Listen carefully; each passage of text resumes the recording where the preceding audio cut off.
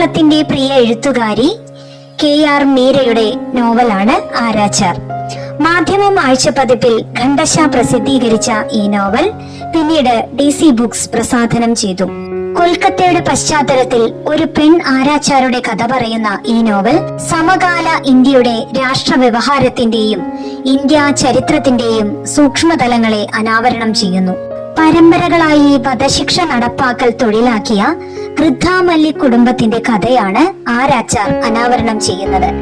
നോവലിലെ കേന്ദ്ര കഥാപാത്രമായ ചേതന തന്റെ പരമ്പരാഗത തൊഴിൽ സ്വായത്തമാക്കാനായി തീവ്ര പ്രയത്നം ചെയ്യുന്ന ശക്തയായ ഒരു 22-കാരിയാണ്. തന്റെ തൊഴിലിൽ വളരെയധികം ആത്മാഭിമാനം പുലർത്തുന്ന ഈ കുടുംബത്തിലേക്ക് പുതിയൊരു വധശിക്ഷയുടെ ഉത്തരവാദിത്വം കടന്നു വരുമ്പോൾ 451 പേരെ കാലപുരിക്ക് കൈപിടിച്ചയച്ചിട്ടുള്ള 88-കാരനായ ചേതനയുടെ പിതാവ് തൊഴിലെടുക്കാനാവാത്ത വിധം വാർദ്ധക്യബാധിതനായിരുന്നു. കൈയും കാലും മുറിച്ചു മാറ്റപ്പെട്ട സഹോദരനാലും ഈ തൊഴിലെടുക്കാൻ ആകുന്നില്ല. ബാക്കിയുള്ളത് ചേതനയാണ്. ജനിക്കുമ്പോൾ തന്നെ പൊക്കിൽ കൊടിയാൽ കുരുക്കു തീർത്തുകൊണ്ട് പുറത്തെത്തിയ ചേതനയുടേത് ആരാച്ചാരുടെ രക്തമാണ്. രാജഭരണത്തിലും ബ്രിട്ടീഷ് ഭരണത്തിലും തിരക്കേറിയ തൊഴിലായിരുന്നു ആരാച്ചാരുടേത്. എന്നാൽ ജനാധിപത്യത്തിൽ തൂക്കിക്കൊലകൾ കുറഞ്ഞതോടെ ദാരിദ്ര്യത്തിലായ കുടുംബം മുന്നോട്ടു പോകാൻ വഴിയില്ലാതെ നിൽക്കുമ്പോൾ വീണ് കിട്ടുന്ന ഒരു വധശിക്ഷയെ പരമാവധി ഉപയോഗിച്ച് പണമുണ്ടാക്കാനും ചേതനയ്ക്ക് ഒരു ജോലി തരപ്പെടുത്തുവാനും ചേതനയുടെ അച്ഛൻ ശ്രമിക്കുന്നു. ലോകത്തിലെ തന്നെ ആദ്യത്തെ വനിതാ ആരാച്ചാർ എന്ന് ചേതനയെ ടെലിവിഷൻ ചാനലുകൾ അവതരിപ്പിക്കുന്നു. വധശിക്ഷയും അതിനെതിരെയും അനുകൂലമായും ഉള്ള ശബ്ദങ്ങളും വധശിക്ഷയെ മുതലെടുക്കാൻ ശ്രമിക്കുന്ന മാധ്യമങ്ങളും രാഷ്ട്രീയ പ്രസ്ഥാനങ്ങളും നോവലിലെ പ്രമേയങ്ങളായി മാറുന്നു. ഠാക്കുമായും അച്ഛനും പറഞ്ഞുകൊടുത്ത കഥകളിലൂടെ തന്റെ കുടുംബത്തിന്റെയും കൊൽക്കത്തയുടെയും തന്നെ ചരിത്രം മനഃപാഠമാക്കിയ ചേതനയുടെ സംഭാഷണങ്ങളിലൂടെയും ഓർമ്മകളിലൂടെയും നോവൽ വികസിക്കുന്നു. രാജ്യത്തിന്റെ നിലനിൽപ്പിന് വധശിക്ഷ അത്യാവശ്യമാണെന്ന് ഠാക്കുമായും ഫണിഭൂഷണും വാദിക്കുമ്പോൾ അത് സ്വന്തം കാര്യലാഭത്തിനാണ് സഞ്ജീവ് കുമാറും മീഡിയയും ഉപയോഗിക്കുന്നത്.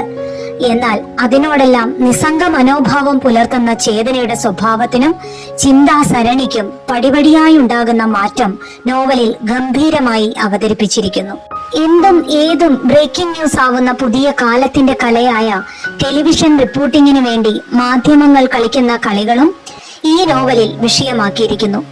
മനുഷ്യാവകാശത്തിനും വധശിക്ഷയ്ക്കുമെതിരെ വാദിക്കുന്ന ഹാങ് വുമൻസ് ഡയറി എന്ന ചാനൽ പരിപാടിയിലേക്ക് ചേതനയെ വിലപേശിക്കൊണ്ട് സഞ്ജീവ് കുമാർ മിത്ര എന്ന റിപ്പോർട്ടർ പ്രണയാഭ്യർത്ഥനയിലൂടെ ചേതനയെ പ്രലോഭിപ്പിച്ച് ചാനലിന്റെ റേറ്റിംഗ് കൂടാൻ മെനഞ്ഞെടുക്കുന്ന തന്ത്രങ്ങൾ വളരെ ഭംഗിയായി ആവിഷ്കരിക്കപ്പെട്ടിരിക്കുന്നു. ചേതനയുടെ കൂട്ടുകാരിയുടെ 6 വയസ്സായ മകളെ മൃഗീയമായി ബലാത്സംഗം ചെയ്ത് കൊലപ്പെടുത്തിയ കുറ്റത്തിനാണ് യതീന്ദ്ര ബാനർജിയെ തൂക്കുശിക്ഷയ്ക്ക് വിധിക്കുന്നത്. അത് നടപ്പിലാക്കാനെത്തുന്നു ചേതന ഘൃത്താമല്ലിക് എന്ന 22-കാരി. യഥാർത്ഥത്തിൽ ബാനർജി കുറ്റക്കാരനാണോ എന്ന് സംശയം ജനിപ്പിക്കുന്ന സന്ദർഭങ്ങൾ വായനയുടെ ഇടയ്ക്ക് തോന്നിപ്പോകുന്നുണ്ട്. വിധി നടപ്പിലാക്കുന്നതിന് തൊട്ടു മുമ്പ് ബാനർജി ആവശ്യപ്പെട്ടത് ചേതനയോടൊത്ത് കുറച്ച് സമയം ചെലവഴിക്കണമെന്ന ആഗ്രഹമായിരുന്നു. അവൾ അയാളോടൊത്ത് ഭക്ഷണം കഴിച്ചു, കഥകൾ പറഞ്ഞു, നെഞ്ചോട് ചേർത്ത് നിർത്തി തഴുകി തലോടി ആശ്വസിപ്പിച്ചു. ചേതന ഏറ്റവും ഭംഗിയായി അവളുടെ ജോലി ഉത്തരവാദിത്വത്തോടെ പൂർത്തിയാക്കി.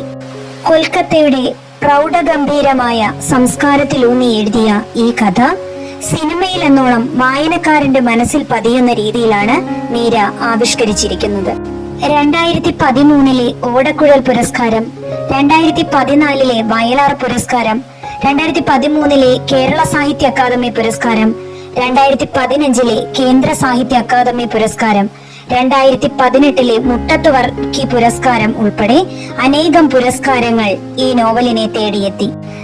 ദേവിക ആരാച്ചാർ എന്ന നോവൽ ഹാങ് വുമൺ എന്ന പേരിൽ ഇംഗ്ലീഷിലേക്ക് പരിഭാഷപ്പെടുത്തുകയും ചെയ്തു.